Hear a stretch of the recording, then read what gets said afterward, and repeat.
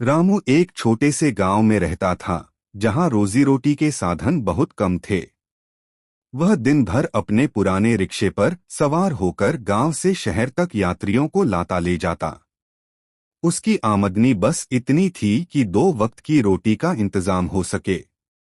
लेकिन रामू के दिल में एक सपना पल रहा था। वह चाहता था कि उसका गांव भी तरक्की करे, बच्चे पढ़े और लोग गरीबी से बाहर निकलें।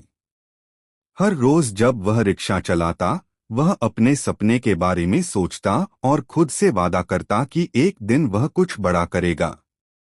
दूसरों के लिए हंसते हंसते मेहनत करना उसकी फितरत थी।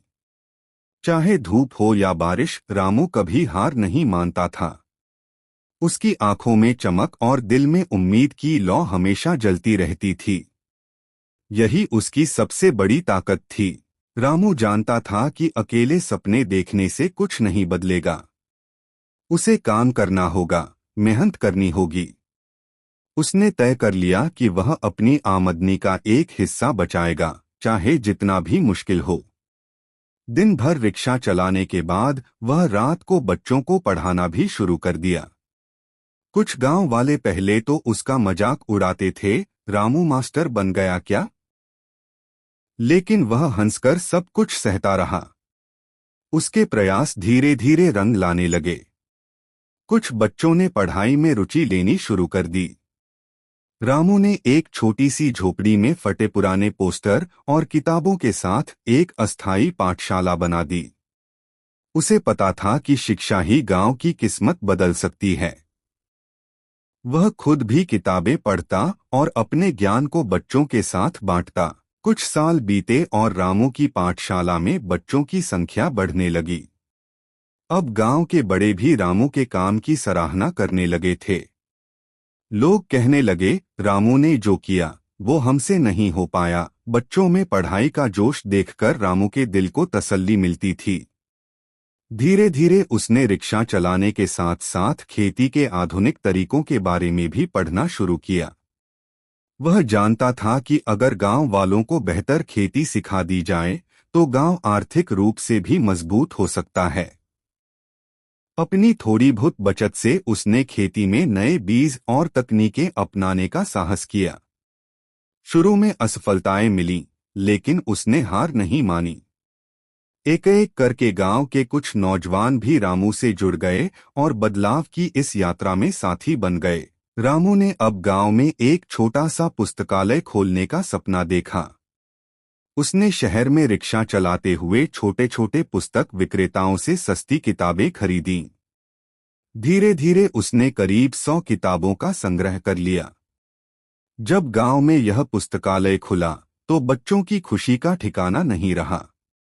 अब बच्चे स्कूल के बाद यहाँ आकर किताबें पढ़ते, कहानियां सुनते और एक नई दुनिया के सपने देखते।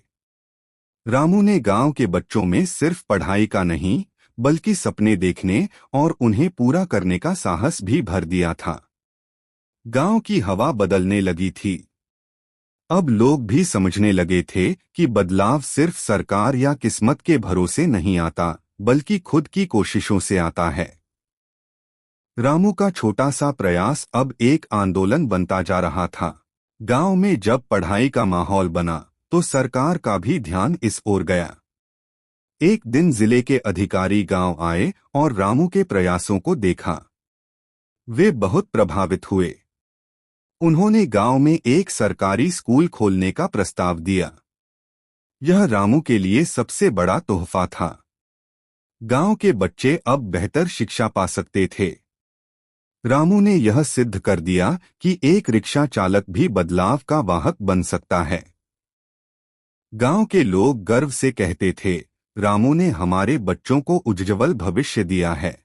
अब गांव में खेती भी बेहतर तरीके से होने लगी थी, क्योंकि रामू ने जो नए तौर तरीके अपनाए थे उन्हें गांव वालों ने अपनाना शुरू कर दिया था। कुछ नौजवान शहर से लौटकर गांव में स्वरोजगार शुरू करने लगे थे। गांव धीरे धीरे आत्मनिर्भर बनने लगा था। रामू ने कभी अपने किए का श्रेय नहीं लिया। वह हमेशा कहता, यह तो सब भगवान की कृपा है, लेकिन सच तो यह था कि उसकी मेहनत, उसका धैर्य और उसकी सकारात्मक सोच ने यह चमत्कार किया था। गांव के हर व्यक्ति की जिंदगी में अब बदलाव साफ दिखने लगा था। बच्चे डॉक्टर, इंजीनियर बनने का सपना देखने लगे थे। महिलाएं भी अब स्वरोजगार में रुचि लेने लगी थीं। रामू ने गांव में महिलाओं के लिए भी सिलाई कढ़ाई की कक्षाएं शुरू करवाईं।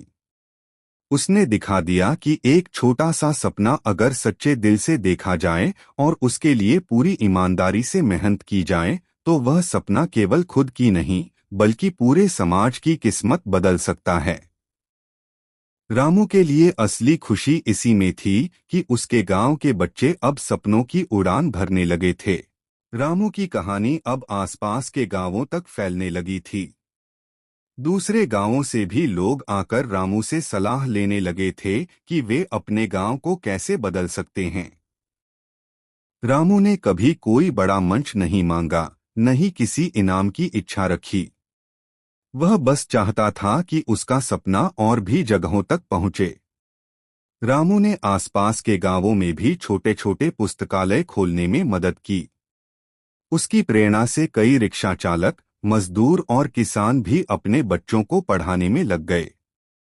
रामू का सपना अब एक आंदोलन बन चुका था, ज्ञान और आत्मनिर्भरता का आंदोलन। रामू ने यह साबित कर दिया था कि सपनों की ताकत दुनिया की सबसे बड़ी ताकत होती है, बशर्ते उनके साथ सच्ची मेहनत और नियत जुड़ी हो। आज रामू के गांव को एक आदर्श गांव का दर्जा मिला है।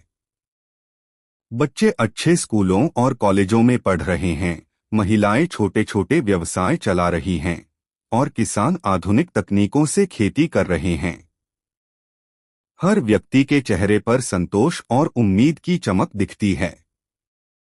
और इस बदलाव की शुरुआत सिर्फ एक आदमी के छोटे से सपने से हुई थी, एक रिक्शा चालक जिसने खुद की सीमाओं को कभी बाधा नहीं बनने दिया। रामू का जीवन यह सिखाता है कि परिस्थितियां चाहे जैसी भी हों, अगर दिल में सच्चा इरादा हो तो इंसान पहाड़ भी हिला सकता है। उसकी कहानी आज भी हर उस इंसान के दिल को छूती है जो हालात से हार मान चुका है। रामू ने दिखाया कि उम्मीद और मेहनत के साथ असंभव को भी संभव बनाया जा सकता है।